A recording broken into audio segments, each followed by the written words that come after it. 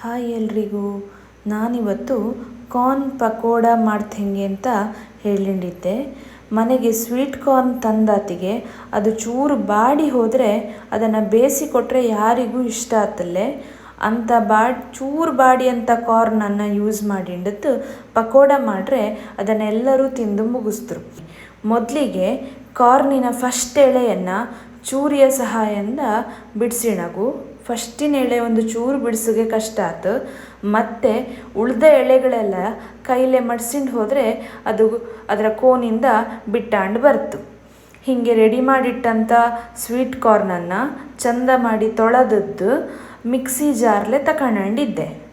ಆಮೇಲೆ ಇದಕ್ಕೆ ಒಂದು ಚೂರು ಕೊತ್ತಂಬರಿ ಸೊಪ್ಪು ಮತ್ತೊಂದು ಚೂರು ಪುದೀನ ಸೊಪ್ಪನ್ನು ಹಾಕಿದ್ದು ನೀರು ಹಾಕದೆ ನಾವು ಇದನ್ನು ಗಟ್ಟಿ ಅರೆಯಗು.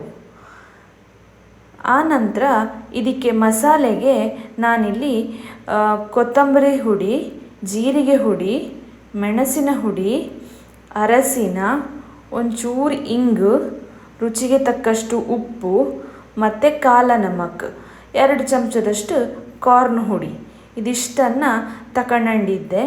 ಇದನ್ನು ಕೈಲೇ ಚಂದ ಮಾಡಿ ಮಿಕ್ಸ್ ಮಾಡಿ ಒಂದು ಉಂಡೆಯ ಶೇಪಿಗೆ ಕಟ್ಟಿ ಬೇತೀನಿ. ಆಮೇಲೆ ಬಿಸಿ ಬಿಸಿ ಎಣ್ಣೆಗೆ ಈ ಉಂಡೆಯನ್ನು ಬಿಡಗು. ಉಂಡೆ ಚೂರು ಗಟ್ಟಿ ಒತ್ತಿ ಮಾಡಗು.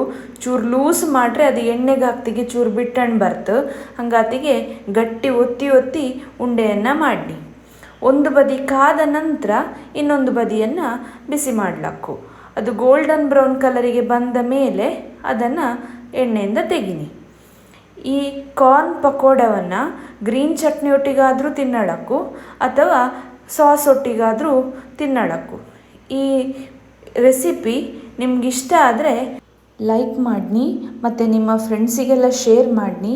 ಈ ಚಾನಲನ್ನು ಸಬ್ಸ್ಕ್ರೈಬ್ ಮಾಡೋಕ್ಕೆ ಮರೆಯಡೆ. Thank you.